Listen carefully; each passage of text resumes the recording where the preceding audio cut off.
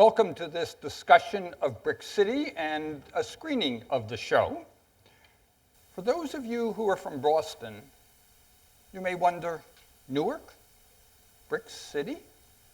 Isn't Boston and Cambridge and Harvard Brick City? I mean, after all our bricks came over on the Mayflower, we're convinced. So I went on the web to find out why Newark's called Brick City. I'd heard some stories. Turns out the web has lots of stories. So I called the New Jersey Historical Society today. It took 3 calls before I finally got the official New Jersey Historical Society version of this, which is one of the ones that's on the web. Basically, after World War II, around the country, lots of cities built high-rise housing projects. Newark built its of bricks. And so it became Brick City. Last year, Brick City, as in the show, won the prestigious Peabody Award. And we are now in the middle of the second season on the Sundance Channel. Here's what the New York Post recently said about Brick City. From a storytelling perspective, Brick City is rich. Paragons of law enforcement clash with ministers of anarchy, and a metropolis hangs by its fingernails. Can't get more dramatic than that. A charismatic leader, Mayor Cory Booker, declares he can turn the city around. The numbers, the municipal deficit, and the murder rate tell him otherwise. Yet, reports the Post, Mark Levin, who's with us tonight, the director and executive producer, is much more positive. He says, I don't want to sound like Don Quixote, but I think Newark has a shot. Levin continues, there will be folks in Newark who will be screaming no matter what we do. I hope they've learned to respect us. We are there to capture and chronicle what's happening. So here it is, what's happening in Brick City.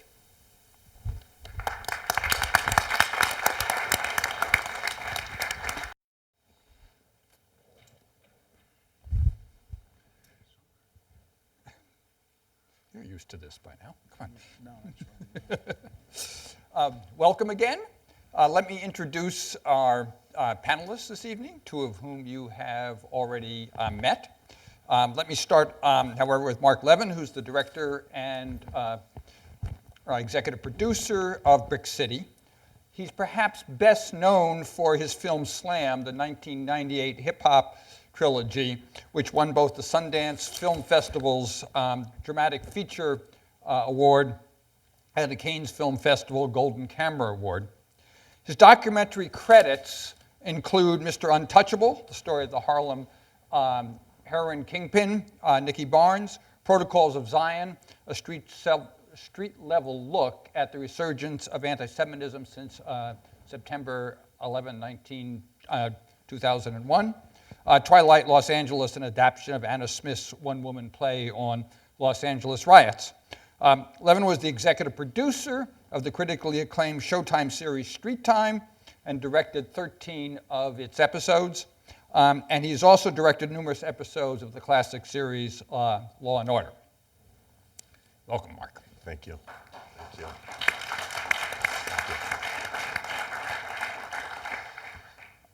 Jiwe Morris was born in Newark, but spent a large part of his youth outside of New Jersey, in Phoenix and elsewhere, and then returned to New Jersey, where from 1996 to 1999, he was the starting quarterback for the Orange High School football team. He played football in Delaware State University, and as you saw on the film, was first black team college All-American, AP first All-American, and Sports Network first team All-American. He's the author, as you saw in the video, of War of the Bloods in My Veins, which won the 2008 African American Literary Award in the biography memoir category. Jiwe is the founder of Jiwe Era, which includes his mentoring group Full Throttle, and he's also had extensive media coverage, including Essence Magazine, Don Diva Magazine, Jet Magazine, Rolling Out Magazine, and Hip Hop Weekly. If you want to know more about him, you can easily find it on the web.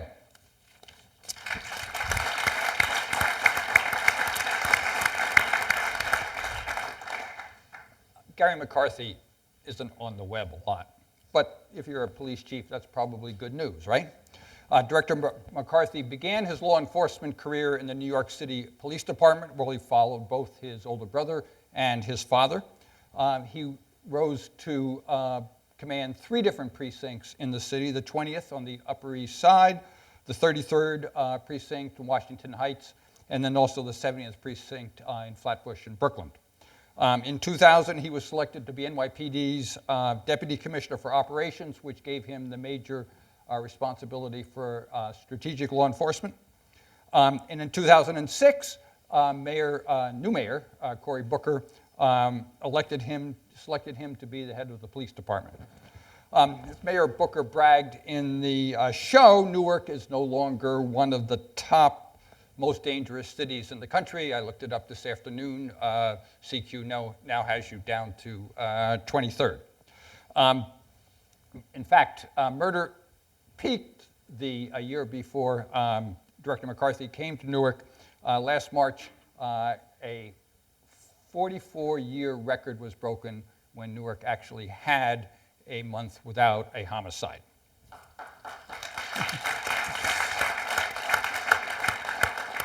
I also need to recognize one member of our audience this evening, Rose Schlossberg. She's a production associate with the company and a graduate of the Harvard College. Where are you hiding? Ah, there you are.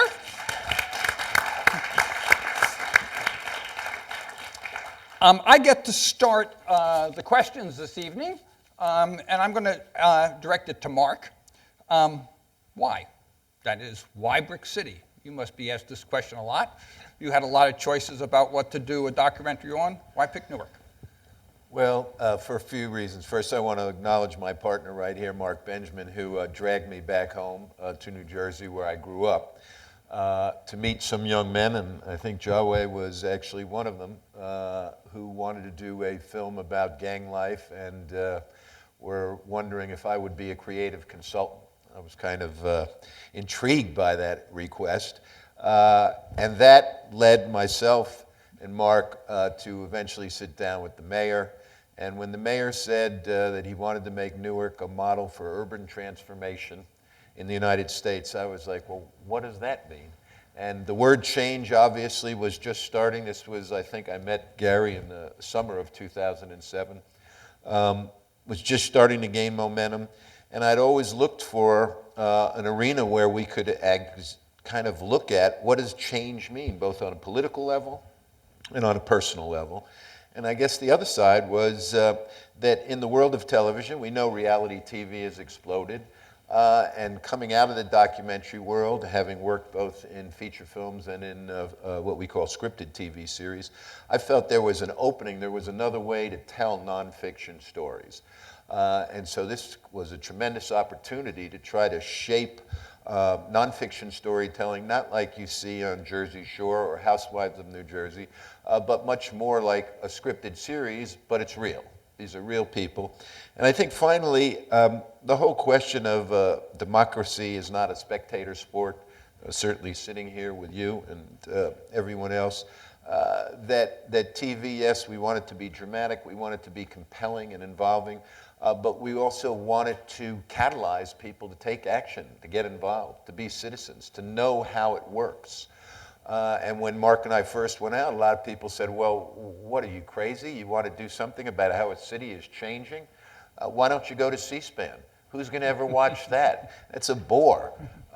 Maybe at a university like this, you could go to a public policy class and talk to some people, but nobody else is going to be interested in that.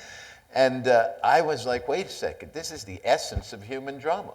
People are trying to make a difference. They're trying to change the way they live and the way their community lives. What could be more dramatic? So I think that was the starting point for us. Fine. Jiwe, let me just ask you about the scene with the football team. Did they pay attention? I believe so. A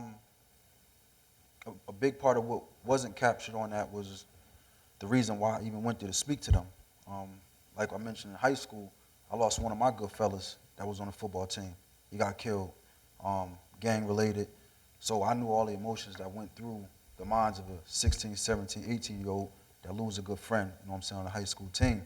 So when they asked me to come in there and speak to them, that's what I came in there for. I came in there to let them know that for a lot of them, they want out of the hood. They want out of the life that they live in, and they have to use the opportunities like on that field as they take it out. So it really come down to choices and decisions where tonight you can hop in that car and go ride, or you can just play harder for your dead homie. And that was really the message I wanted them to leave with that night, was to motivate them, you know what I'm saying, to dedicate their lives to that field, man, because that is the ticket for a lot of us out the hood. Now, you were lucky because you ended up having enough skills to go on to the next level. How many of those people on that team have that set of skills? From that scene? Yeah. I couldn't tell you right now. I wouldn't know. Few of them did go to school, though, but I couldn't give you an accurate number, though. Director McCarthy, the drive around the city, how much impact does that have? It was the fall caravan, right? The fall safe caravan? Yeah. Well, I'm a big believer in affirmative police work. Makes a difference. If you put a cop on a corner here, you might displace crime to another location, but you're not preventing crime. I think you said that as well. Yeah, well, he's right. The fact is, cops getting out of the cars and engaging people prevents them from carrying guns. If they stop carrying guns, people stop getting shot. I mean, that's a secondary motivation. Everybody knows about broken windows, and preventing little things prevent big things. But when we first implemented our quality of life program in Newark, probably the best scenario that could have happened within the first 2 weeks that we were doing it. And long story short, 2 police officers stopped somebody for public consumption of alcohol, for drinking a beer in public. When they stopped him, they found that he was carrying a gun. When they searched him further, they found that he was carrying 2 guns. When they took him to the station house and ran his fingerprints, they found out that he had just gotten out of prison because he had shot somebody on that corner 6 years previous. So boil that story down to this. If those 2 police officers didn't take the opportunity to intervene in a public consumption of alcohol, we definitely would have had a shooting, most likely would have had a murder on that corner. So it's not so much driving around, it's where you go, it's what you do when you stop at those locations. That was more of an effort to spark the community interest, gain some momentum, correct. Gain some momentum to the crime prevention programs that were already in place. What about the gun buyback? I love this debate. What? I love this. Okay. I love this debate. I don't know very much about it, but there are more than one economist around here would say, well, you take one gun off the street and another gun will replace it. Right, but if you take the right gun off the street, and if, everybody always, the scenario that I like to talk about is people say, you get old women who come in and they sell their husband's gun, and the husband died 10 years ago, and that gun is just sitting in the closet. So you got the wrong gun. Until she gets burglarized. Then we just got the right gun. So, we got assault weapons in that buyback program. I'm sorry. You saw the high-capacity magazine. As a matter of fact, I turned to Mark Benjamin, who was sitting next to me. Talk about timely. Does the word Tucson mean anything to anybody? High-capacity magazines. You take a 7.62 bullet, which the lethality factor is through the roof. Now you put 30 of them into a magazine. Any shootout, if you know these statistics, it's 3 out of 10 hits. That's the average. I was trying to do the math on your discussion. Every 10 shots, usually you have 3 hits. Now you've got a more lethal round, and you've got 30 in a magazine. The likelihood is people are going to die. So you know what? I dismiss those arguments, quite frankly, because we got about 200 or 300 guns. I forget the exact number when we did that buyback program. But the best example, a gang member's mother brought in an AK-47. So you know what? Right there, that whole endeavor was worth it for me. And by the way, if we want to talk about stopping it on the other end, we could go into that too, but just for yeah, that was another discussion you were having with the mayor about the traffic in. Exactly right. Mark, how did your view of Newark change as you did this show? Well, I would say two things. First of all, you have on the stage here, this is fascinating. I mean, you can't change a community from the top down or just from the bottom up. There's got to be some communication between both. You need grassroots activists, you need people who are working in the community, making a difference, and you need leadership, you know, in the political, law enforcement, business community. Now, I guess the biggest change for me was, you know, if you think about what's happening right now in Wisconsin and all around this country, civil servants are being, you know, kind of scapegoated. You know, they're the reason this economic collapse, they're the reason the states are going under, the cities are going under. And I have to say, I came away after 3 years with a renewed respect, maybe even I shared some of the stereotypes of faceless bureaucrats or community activists who just go around and scream and yell but don't really do anything. And I think I have so much more respect for people who are public servants, the sacrifices and what they go through to try to do the right thing. It's you don't get the rewards you do in the private industry, and I'm amazed by it that people do it. And on the community level, moved by the efforts of so many people who you don't really hear about, or again, community activists has almost become like a put down.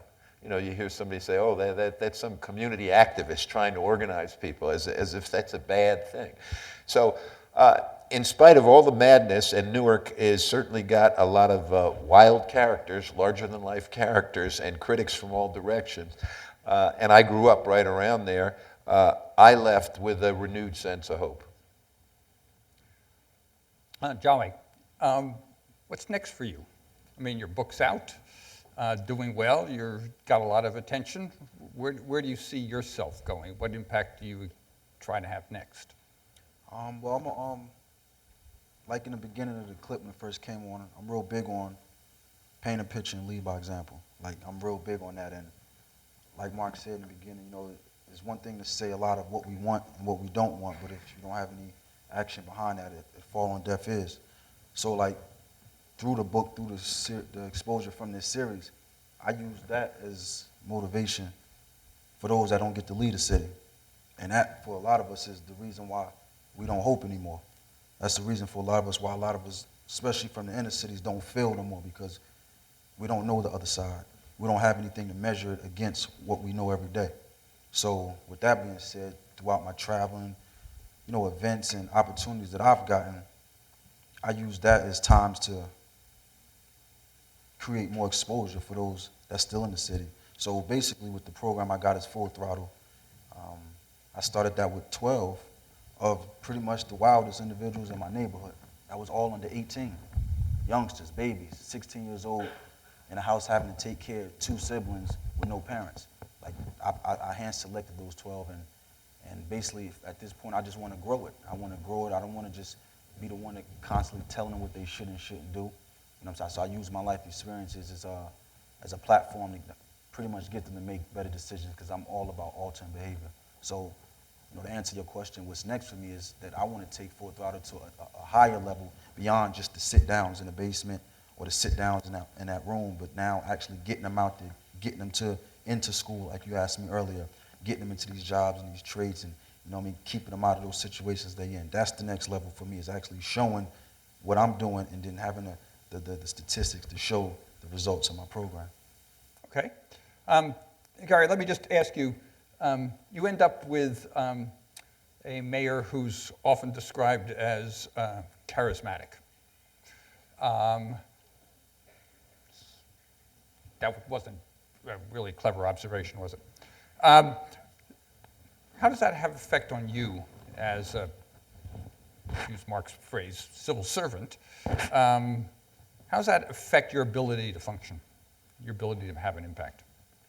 Well, we have a very simple rule in the Newark Police Department that at any event, I speak before he does. So, I mean, that's really how it affects my life. It's amazing. You know, Mayor Booker recruited me to this job after spending 25 years in the NYPD. I worked for Rudy Giuliani. I worked for Mayor Bloomberg. I I work for Ray Kelly, I work for Howard Safer. So I have a little bit of an array to look at different leadership styles. And Mayor Booker, he had me at hello, let's put it that way. He has that charismatic personality. He's incredibly articulate.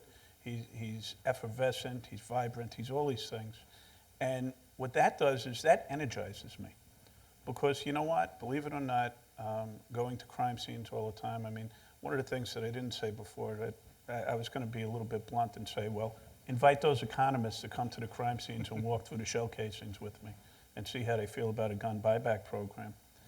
You know, after going to crime scenes, after seeing horrific things happening day in and day out on a daily basis, after dealing with human tragedy, you kind of get tired and you kind of get beat down. And what the mayor does, probably better than anybody I've ever worked for, is he's an inspirational leader. And he knows how to push buttons like a coach, right? You had great coaches, you had bad coaches. A good coach knows when to push a button and you know, pick you up versus giving you a kick in the butt to get you moving. And his personality really is what's kept me there, and it's what keeps me going. The way it works out functionally is, you know, because of his rock star status, as we like to refer to it, he's able to do things that other people can't do, like get $100 million out of somebody for education. He's able to raise funds Just a for our police. hypothetical. Hypothetically. Yeah, right. It would be better if he controlled the schools, but that's different too, obviously. All I needed was 9.5 to stop layoffs, and we couldn't come up with it. But the fact is, through philanthropy, he's able to expand the park system in Newark. He's helped. We started a police foundation where in 1973, the New York City Police Foundation started to buy bulletproof vests for police officers. Then it expanded. We're using our police foundation because they were using typewriters when we got there, buying computers, putting computers in cars, getting cameras in cars, all of these technological advances. The mayor is involved in raising money for those. So besides his personality, there's a functionality to it also. It's time to open the floor for questions. There are microphones around the room. You please come to a microphone and wait your turn. The rules here at the forum are pretty straightforward. This is not your opportunity to learn to imitate Fidel Castro. Instead, you are supposed to say what your name is, where you're from, and then ask a question being a short sentence with a question mark at the end. Who would like to go first? I've never known Harvard students to be shy. Yeah. Oh, okay, sure. Yes, we'll wait. Sir. Hello, my name is Guillermo Hamlin. I'm also a resident of New Jersey. I'm a huge fan of the show. Now let me follow up my question. This is to McCarthy. You've mentioned before that nobody really trusts an outsider. Being a philosophy major and anthropology major, I learned that oftentimes there are culture-bearing groups who have values that they cherish and often are not really willing to trust one that is willing to alienate those values. How have you grown or tried to establish an affinity with the Newark residents being from the Bronx? That's a great question. It's a little bit further than that in Newark. It's not as simple as which is pretty deep actually, but it's not that simple. Newark hasn't gotten over the 1967 riots. And what you see on film is you'll see generational activism where, they show Ras Baraka.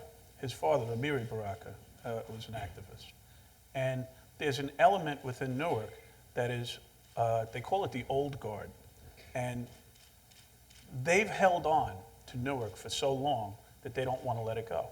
And unfortunately, I'm big into business practices, and if you always do what you always did, you'll always get what you always got. So I'm trying to bring change to that, and people are always uncomfortable with change. But the key to successfully working with the community has to do with communications. So what you don't show is that 2 or 3 times a week, I'm at a community meeting, and I'm talking to people on a very personal level. and communicating what the values are. Because you know what? The values are generally going to be the same. People want to live securely, they want to feel safe, and they want a police department that's going to be functional, which, you know what? Those are kind of my goals. So finding those common grounds and talking to people about that. And I hate to do this, Mark, but Yes. I'm going to tell you a couple of things that Shake it up. that kind of trouble me a little bit about the series. That's Is that fine. you're going to see the same people screaming the same things over and over again. Okay, you're looking at about 25 characters that are screaming the same things over and over again. It's not the widely held belief in the city. I mean, I walk around, or I drive around the city, or I go to the store, I go to the supermarket, and I get stopped left and right with people thanking me, telling me what a great job the department's doing, and telling me how much they respect what's happening. So I believe that feeling is being overcome. I think Mark and Mark kind of give these folks a lot more attention than perhaps they represent of the populace. Can I just Yes, respond you to that? certainly can. Listen, I'm not going to say that we don't look for dramatic characters who, You don't have to look for and sometimes we call them political performance artists. That's true, but at the same time, Ross Baraka, whose name was just mentioned, we didn't elect him to the city council. The South Ward did. I don't want to give away what happens in the series. So obviously, you know, and the popular rage that some of maybe what Gary would look at as the professional demonstrators, if we just look at what's happening in this country in terms of small groups that have gotten tremendous attention because they are lightning rods for a populist anger that's out there, which is very real, no matter who the characters are. I think that's important. And in Newark, it kind of took a different form than the Tea Party or the way we may see it on Fox News. So, you know, that's, you know, part of the process. But, you know, one of the things that I just want to say is that Gary and I have had an ongoing discussion about, you know, how to interact with the community, you know, because I respect Gary tremendously and really believe he's done an amazing job. And he knows there are many times I've gone to community meetings with him and said, you know, how do you put up with it, you know, in terms of some of the feedback. And one of the things, though, that Mark and I have always, you know, wondered about is this idea of a dialogue between certain people from the gang culture, the street culture, and city officials and law enforcement officers. And I know that a lot of law enforcement and political people also feel, you know, not only is that risky, because you don't know necessarily the behavior of people you're going to be sitting down with, but you don't want to condone criminal behavior, or certainly understand that. And one of the interesting things that I just know a little about, that Gary has informed me a little about, but that there is a program that I think is actually connected to this school here, called Operation Ceasefire, that David Kennedy has put together and has, you know, tried in a number of communities that has been successful in reducing violent crime, especially amongst young gang members. And I think it's going to start in Newark. That's what I've heard. next month.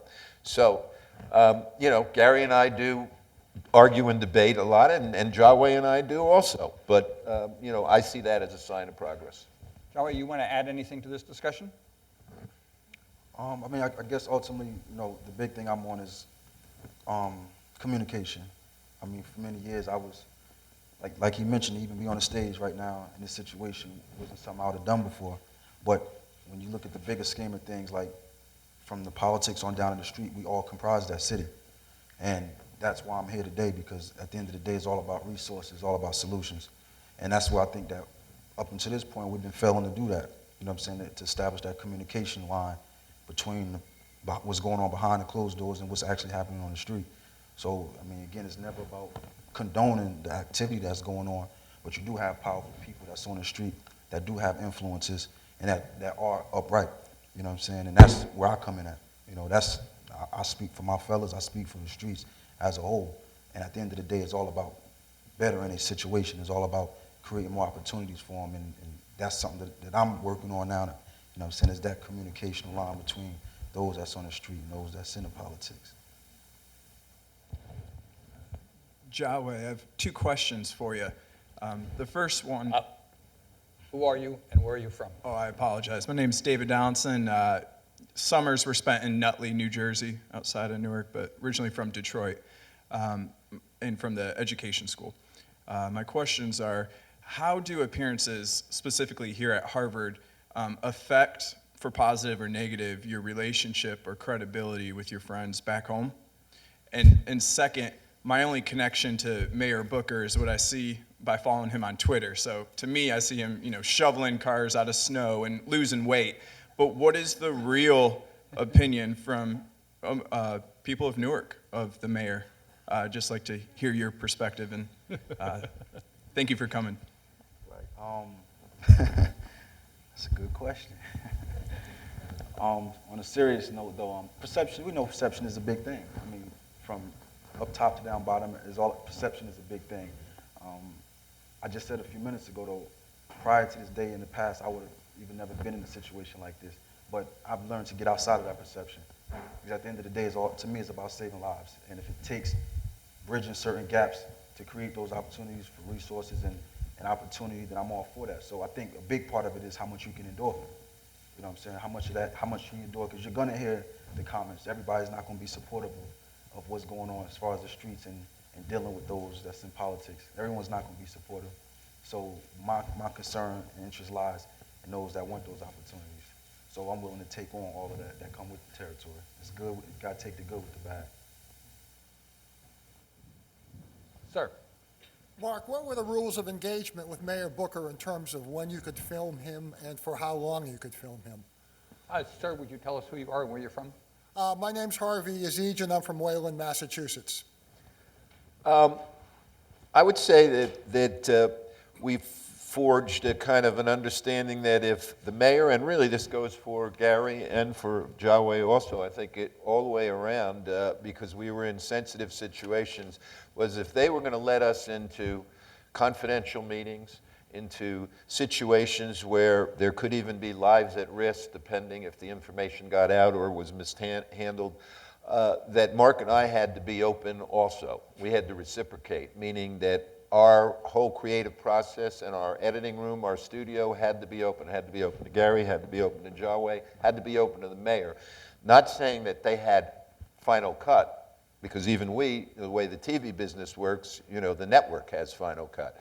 But that they were going to be part of the creative dialogue. And we couldn't, and there were certain meetings we would go in, or certain situations we were in, where if Jiwe asked us or Gary asked us to turn the camera off, the camera would be turned off during a certain part of the meeting. If the mayor said there was something that was potentially, if it ever got out in the news, we would embargo it. Mark would guarantee that the footage was not in any way leaked. There was no way anyone else would see it besides us. So it really goes to a question of trust. It wasn't contractual. It wasn't a matter of getting lawyers in a room, which is kind of the standard way of in the film or TV business. It was much more about building trust between people.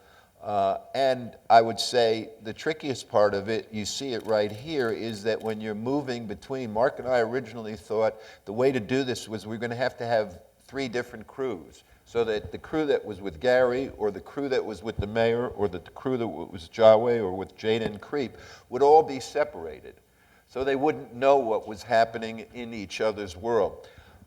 It just worked out that ultimately it was really an crew, one crew, that was moving between all of these characters, and it was just a matter of trust and respect that we never pushed in places we didn't belong, and it was reciprocated, that Jiwe never asked what was happening at the police station. The police never asked, what did you see over in the Central Ward? So I can't say there was really a formula that we used. It was really, I guess, the most basic of human relations, of just building a friendship and a collaboration. Hi, I'm Sasha. I'm from New Jersey. My family's from Newark. I have 2 questions for Mark. The first one was, obviously you have so much footage, you're filming a lot of different things. How do you make the decision of what makes it? Or do you go in kind of with some general themes? Are there specific messages you're trying to get out to the audience? Or did it kind of come out after filming is over? And then the second question is, looking back at the first season, were there any conscious changes that you made going into the second season in terms of things you thought you could have done better or things that worked, and how did the public's reception play into that? I think that the basic thing is that people want to know who these men and women are, the personal, to get behind the official events. So certainly there was more pushing in that direction in the second season. Look, we had 1,000 hours of footage. That's a lot of material to go through. I guess the simplest way to describe it is a distillation process. It's funny just seeing the football scene, with you. I know that in many ways that was the beginning of season 2, when we saw that scene. Just the way it's shot, the way it looked. Of course, it was at magic hour, it was at dusk. It looked like a feature film, kind of the beginning of a feature film. These two gentlemen are so charismatic on camera. I think our biggest problem with them was we had too much. There was so much material. They hold the screen. People will walk in the editing room and say, I want to see more, I want to see more. So in the end, I guess it's that old cliche that the material tells you where to go, meaning that we did try to shape these much more like a dramatic series, like The Wire, The West Wing, something like that, The Shield. So you may have had a lot of other great scenes, but they didn't necessarily contribute to the story, or let's say the A, B, or C story that was running in this show. So it didn't really have a place. But that is a process that takes a lot of time and some very, very talented editors to work with. But it was also a lot of fun. Sir. Hi, my name is Jordan. I'm a sophomore in the college, and I want to thank each and every one of you for coming out tonight and being such an inspiration. I know we've talked a little bit about sort of the personal aspect of this show for each of you guys, and I guess my question is, how, if at all, has this show brought you guys together? Who wants to start? See, I've only been brought together with these guys for the last, half hour, so I don't really, have a lot to contribute.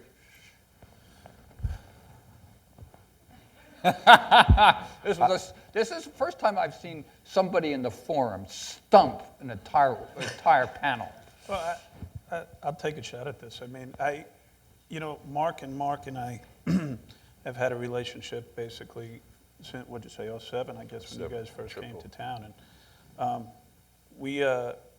they spent so much time with us.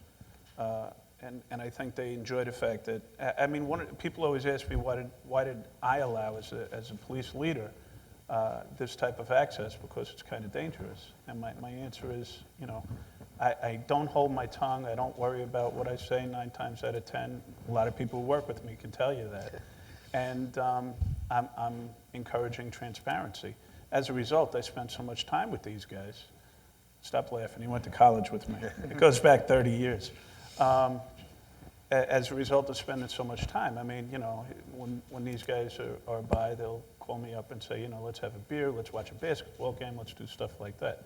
Quite frankly, Joey and I don't think ever really met and shook hands until tonight. We just, don't move in the same circles. That's just the way it is. And I just want to add one comment that about something that we were talking about before. We target behaviors as police officers. We don't target people. So if you got what I was trying to say in that one scene when we were talking about narcotics dealing and some violence on the corner, I'm less concerned about somebody being a gang member. I'm more concerned about them being a drug dealer. So I don't have a problem working with anybody. I always say that I'll work anywhere, anytime, and meet with anybody to talk about anything. So those things have to be separated. The behaviors versus who people are by way of labels is almost irrelevant to me. Either of you else want to add anything? I guess I'll just say, just to piggyback off of that, I've known him since '05. A big part of, I think changing things like that come with exposure. So it has to be that. I don't have the capabilities of getting on a network to necessarily get a message across the world, at least not right now. They do. So I think it's definitely a relationship that's built over the years, and Mark said the key thing, it was trust, because in the beginning, it wasn't like this. You're always looking for ulterior motives and agendas and things like that, but I guess just over the course of time and the consistency of it, you know, to get the understanding of what the message that they were trying to get out. I mean, it's respectable when you kind of develop relationships and bonds with people when they're taking your life, you know, and they're exposing it to the world. And I mean, it's done a lot for myself and for where I'm from, just on the ground level, just with the exposure and just motivating and exciting those that were a part of the project. So, I mean, we're definitely tighter today than we were when we first met. You know what I'm saying? I got a lot of love for them. Mark as well. They've been around my family and my household. You know, where I'm at is real secure. Like, they come to my house, they know things about me, you know, no one would really know. So I've just always been appreciative of the opportunity just to get our story and message that we pushing out to the world. Well, I would just say that besides, you know, tremendous respect for both Gary and Jiwe, that when it all started and we met with a few of the young blood filmmakers, I remember one of them said to me, you went to Columbia High School, which is a high school I went to right outside Newark in Maplewood. And I said, yeah. And they said, have you gone by and seen the CHS, Columbia High School? And I said, why? And they said, you're going to see the C crossed out. And I kind of laughed. I said, wait a second, you tell me that some blood climbed up the tower of Columbia High School and crossed the C out because it stands for Crips? And they were kind of looking at me, nodding their head, and I said, wait, there are Bloods and Crips in Columbia High School. And they said, Mark, you know, you've gone all over, you've done all these films, you don't know what's happening right in your own backyard. You need to come home. And I remember driving back with Mark that afternoon, and I looked at him and I said, that line is going to haunt me. You need to come home. So I've learned a tremendous amount from both of these gentlemen. Sir. Good evening. My name is Courtney Gray. I'm from Philly. I have a question for you about the impact of violence in Newark. In Boston, we've done a lot of research on folks that have been exposed to traumatic events like the shootings and stabbings that I think those young people have been exposed to, and that it leads to sometimes further victimization or further violent acts. So in addition to ceasefire and community policing and things of that nature, I'm wondering if you've seen in New Jersey things like we have in Boston, which are community-based behavioral health interventions that help the young people, through people that look like them, that live in their neighborhoods, reduce their symptoms and get their lives back to normal. I could comment a little bit on that. I think that all of those programs are phenomenal. And people always ask me about, you know, well, what type of programs does the police department have for youth and so on. Those programs are great. But our prime focus is on stopping the crime now.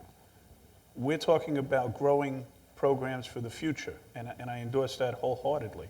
I really like the ceasefire idea. I see that as a game changer, not only in Newark, but across the country. I've become a believer. I get it. I understand the legal cynicism. I understand the criminalization of communities. I understand the tactics and the unintended consequences that we're having. But the simple fact is, all of those things, while they may reduce crime, that's in football we say, I'm staying in my lane, okay? My lane is right here, and we're going to pursue that with some of those other programs that I'm talking about. That's all community health programs, which are just as important. And one of the things that I was thinking about when I was watching this clip again is, what is the cost of a murder on a community? And we know that there's actually a financial cost. And I think it works out to every murder costs the city something like up to $800,000 in revenue loss and tax base and so on and so forth. So, you know, dollar-wise, penny-wise and dollar-foolish sometimes. We ended up laying off 164 police officers at the end of the day, in a place where we've been struggling to reduce the murder rate, reduce the violence in the city. We have some success, and all of a sudden we get the rug pulled out from underneath us by laying off 16% of our agency. So, you know, it just keeps getting easier, if you will, in Newark. But I mean, I endorse all of that stuff. But that speaks to, I think, the ultimate challenge that this season, the question that was asked earlier, how do you lead? How do you change? How do you move forward in what is now an age of austerity, where leaders no longer are handing out goodies in the patronage system of old, but it's how many jobs are going to be lost? Where are we cutting? Just look what's happening right now, both in Washington and in states around this country. In fact, the kind of programs you're talking about are the first ones on the chopping block. In fact, this whole phenomena, what's amazing is it's not even discussed. It's not even on the public agenda. You know, what's happening on the streets, the violence in the streets. I mean, I just came back from Tucson, actually, where it's, let's have arms on university campuses. That's the direction in Arizona right now where it's moving. That's legislation. So I think that's part of what pushed Mark and I, was to try to find a way that in an entertaining way or a way that could bring an audience in a time where we as a body politic seem to be going in the exact opposite direction. Can I just comment? Sure. I'm sorry, and I'm not going to disagree with you, but I think, when we talk about things like the gun debate, it's become so polarized that you've got abolitionists and you've got militias, right? And those are the people who are having the argument, where the rest of us have to get involved in this and bring it to the middle of the road. That's what it really boils down to, because there's ways to do both. There's ways to protect our rights to carry firearms, and there's ways to stop people from getting killed in our inner cities. And I don't think that, that we as Americans should ever give up on that, quite frankly, because it's too important. I'm preaching a little, I apologize. A little passionate about this. Hi, I'm John Solo. I'm a freshman at the college. I'm from Turkey. Before anything else, thanks for the show and thanks for coming here and speaking to us. I had a question that I guess goes to Mr. Levin, and that is, I feel like when people see cameras, it's natural for them to act. When I see a camera, I pose and try to look good. Maybe that's just me, but I feel like that is part of human nature. Do you think, you said this project was part of an idea about how to, show nonfiction on TV somehow. Do you think the existence of cameras affects or distorts reality at any point? Yes, I do. But I think we live now in a society that's so mediated that everybody's on camera at all time, whether it's willing, where cell phones and everybody's walking around taking pictures, or it's unwilling, it's just a surveillance society. You walk outside, you're in the elevator. And also this, the first few days, the first few weeks, but after a while, you just get used to it. So I think that there is, we joke, we're trying to put the real back in reality, because you look at reality TV and it's totally fake. It's not just because the cameras are there, it's because people are being paid to act out and, do crazy stuff. So I think there is a lot of authentic behavior and experience in this series. How about you two guys? How do you react? Do you get used to the camera after a while? Is it sort of like, oh, they're back again with the camera? It's, must be Thursday or something. I don't know. Nah, the cameras, I guess the part I'll speak to is just being comfortable with. I've been dealing with cameras for a long time, just playing sports. Mm-hmm. So, you get used to, having the cameras around, and a lot of times you forget they're there. So initially when something new was taking place, you're mindful of it. But when you're serious about what you're doing, you focus on what you're doing. So the comfortability level with me, a lot of times I don't even know when they're there. It doesn't affect what I'm doing, because what you see on here, I'm doing when they're there or when they're not there, and I've been doing that prior to them coming around. So it's really not much of a change for me. In my case, I made captain in the NYPD in 1992, and reaching, I guess that's upper middle management, I had to start realizing that as police leader, I had to pretty much behave like I was on camera all the time anyway. And that's the way I've lived my life since 1992. And quite frankly, as long as they stayed out of the bathroom, I was comfortable. I honestly didn't even notice when they were there half the time, to the point where, people would bring it to my attention. I'm like, yeah, so what do you want me to say? I mean, I'm a very candid person, so I don't have any issues with it at all. And I think one of the first conversations we had when Mark reviewed film, he said that to me. He said something to the effect, and I forget what terms he used, but it was like, you could tell that I'm just not acting, I'm just Gary being Gary, right? Oh no, that was Manny. I'm sorry. Sir. Hi, my name is Clay Duma. I'm a senior at the college from Los Angeles. First of all, thank you to the three of you for coming and speaking to us. And I have a question that I'd like to hear from all of you, but specifically from Mr. Levin. To the extent that this show has helped to sort of positively reshape the contours of city governance in terms of opening up the lines of communication and increasing transparency, do you see this as a model to be replicated in other cities around the country? And do you have any plans at some point of maybe exporting it to other states and other cities? We have discussed that. I mean, that's quite frankly why I was in Arizona. I've been talking to the mayor of Phoenix. Yeah, we have looked at other communities, and I mean, it's funny, IBM has a campaign now called Smart Cities. I don't know if you've seen it. But part of what they're pitching is of interest to me, this idea that cities are the incubators of change in the 21st century, that we're in this global economy. It's not countries, it's not states, it is cities. And that idea does intrigue me, that cities not only across the United States are doing interesting things, but across the world, and that these are going to be kind of the nexus points that somehow direct where human energy is going to be going. So yeah, we've definitely thought about it. Forrest Whitaker is also a partner of Mark and mine, and this is part of this whole process that interests him a lot. Amy Perlmutter, originally from Maplewood. I grew up down the street from Mark with a sister.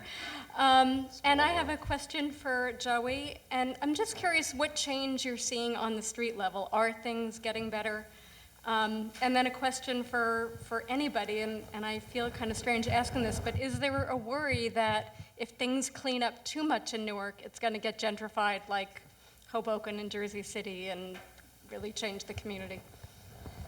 Well, I guess I'll start with much of what I'm about to say you'll probably never see, but I know how things were when I started with my fellas on a conscious level, and I know where I'm at today. And you see the opportunities, you see the situations and incidents that happen where under one circumstance the response would have been one thing, and through the consistent, the day in, day out beat down that I'm on top of them, you see, like, when opportunities present themselves, how they respond to them, from those that's back in school now, those that are working now, and just typical street squabbles, fights, and just the way their conflict resolution and the way their value systems, and it's a lot different now than then. So, these are things that we don't necessarily get to show statistics for, but I'm there. I know one of my fellas that's 15 and now that's 18, and now I see how he manages situations and conflicts and things to that nature. So for me, in the inside of it, absolutely, I've seen progress. And that's not to say that's for all of them, though. Everybody don't bite at the same time. Some are just not willing to change at all. So I've seen a firsthand experience, a lot of progression, specifically for my fellas. I think one of the things, you talked, Amy, about gentrification. It's true that Newark now is kind of the last holdout between what has been gentrified along the coast of the Hudson River across from Manhattan and the suburbs where we grew up.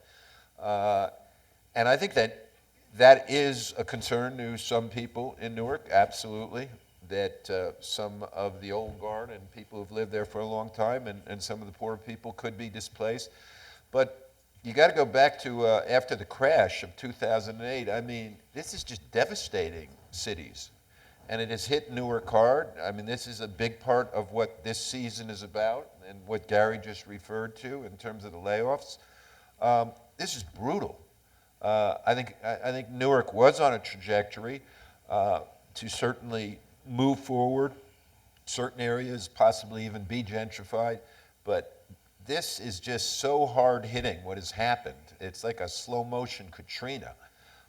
In fact, we haven't seen, I mean, I know we're all seeing the news now, but it's even next year they say could be worse in terms of city budgets and what we're struggling with here. So right now, I would say that's the big issue, is just how the economy is impacting the direction that the city has been going in.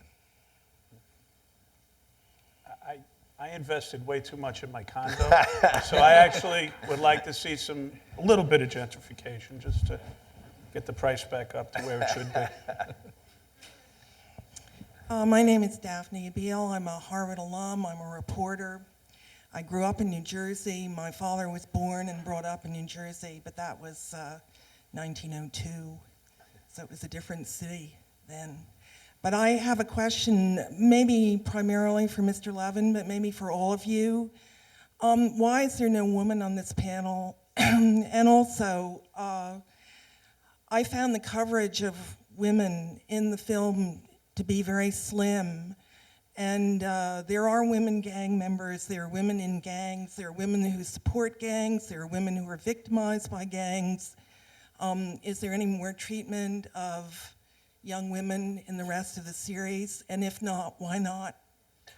It's a good question, and I would say, first of all, we wanted a woman on this panel, and I'm sorry that Brooke Barnett is not here. The panel was originally scheduled, I think, for a couple of weeks ago when the snowstorm hit. And Brooke was going to join us on the panel, but she is in the middle of final statements on a murder trial right now, so unfortunately she couldn't be here with us. And she is a main character in the second season. The first season, I don't know if you got to see it, but there was a couple, Jada and Creep. Jada is a Blood and Creep is a Crip, but she was really the main character along with the mayor and Director McCarthy in the first season. So I hear what you're saying, and I think it's valid, and unfortunately Brooke couldn't make it today. As you'll see, if you follow the series and see what happens with Jiwe and Brooke and how they proceed, I hope you'll revisit your opinion.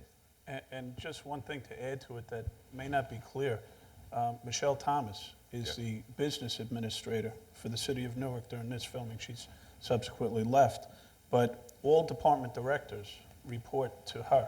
So she's a very powerful character. She's the one who's always talking. She was the one talking about Sanford and Son.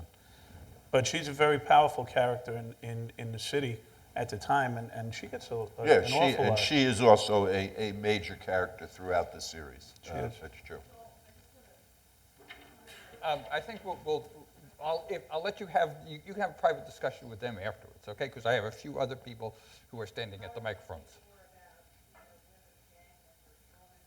Well, Jada that's Jada, who I thought might be here, but what? Oh, okay. She may be here in a few minutes, but yeah. Sir. Hey, my name's Garrett. I'm originally from New Jersey. On that theme of gentrification and poverty specifically, Jiwe, do you think the people that you're helping, that the end goal, because things are still hard in Newark, is to leave Newark eventually? If you have those opportunities, it's to leave. Or is it to go get these opportunities and come back and improve the situation there? Initially, I mean, everybody can't leave. Some are going to be just stuck. So those that are stuck, they make it work. But you do, I'm one of them. I'm not necessarily in Newark every day. I just came back from LA this morning. So I'm all around, doing what I do, but a lot of what I'm accumulating throughout my travels is what I bring back to my city. So I think it's a combination of both that you need. Sir, last question. My name is Rick Domas. I live here in Cambridge. And I know the episode we saw tonight was just one episode of a series, but it was heavily oriented to the police. And urban transformation includes inner city education and trash pickup and pothole repair. And is the mayor as innovative in those areas, and will those be portrayed in the series? This season, the first season really focused on public safety, which is, Mayor Booker was elected, that was the #1 issue. This season actually moves more into the economic crisis, the budget crisis, during an election season, because the mayor was up for re-election.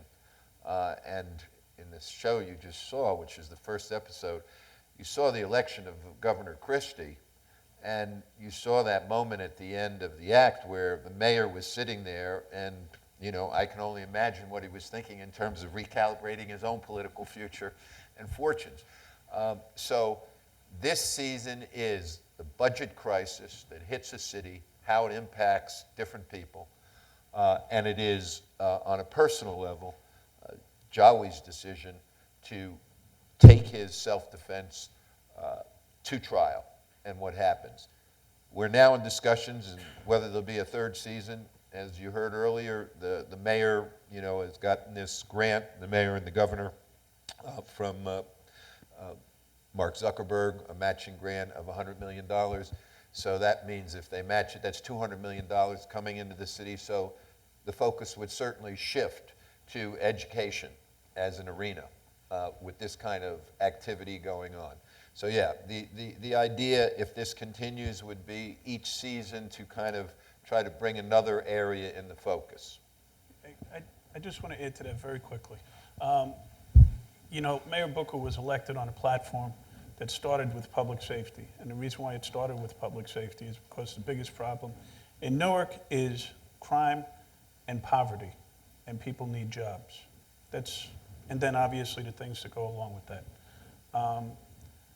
So the mayor's plan was to first make the city safe, bring industry to the city, which will then get jobs for the people who live here. And that's the bigger picture that's going on. And then with it comes the education system, which is run by the state, not by the city. So there's kind of a conflict there, which the mayor doesn't have as much control over, but the deal where we got the $100 million for education is now being worked out to have a stronger hand for the city and the mayor, and those details are now being worked out. The bottom line is all of those things that you mentioned are all part of the mayor's vision, and it may not come across here, but that's the reason why he's so hell-bent on making the city safe and the police department. Join me in thanking our panel.